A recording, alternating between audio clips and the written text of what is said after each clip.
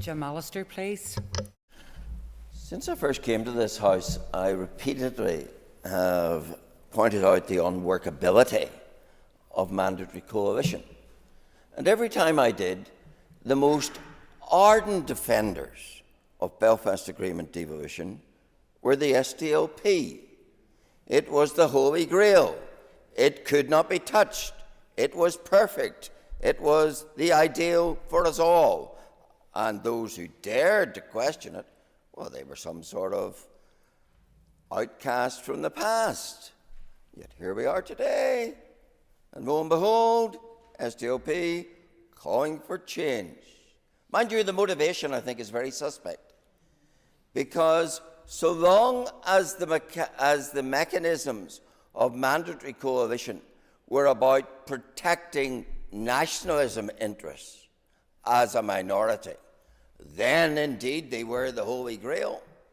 But the moment nationalism is in the ascendancy in this House, and it may be the unionists who need whatever protection there is, then forget about it.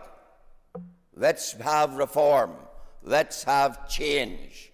That has been the call. So I think the motivation is very suspect indeed. We heard from Mr. O'Toole his worry that these institutions might collapse again. Well, Mr. O'Toole, don't worry about the leadership of the DUP. They've been captured. They are now protocol implementers.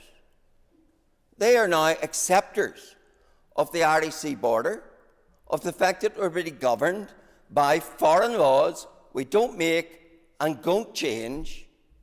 So don't get too concerned about whether the DUP will ever rediscover their principles. Under this current leadership, no chance. You can rest assured in that regard. You might, if it bothered you, be more worried about Sinn Féin, because, of course, to them, this isn't about making Northern Ireland work. This is about a stepping stone, getting within touching distance of their goal, and it's quite clear from some recent Sinn Féin declarations that as soon as they arrive there, Stormont is over, it's gone. So I think I would reassure you, from my knowledge of what I observe in these benches, that the happy band in the main of the DUP will not be rediscovering their principles or pulling down these protocol implementing institutions. My goodness, you only have to look at the glee and delight of the Deputy First Minister as she trips around the publicity stunts with the First Minister as our unelected lady-in-waiting.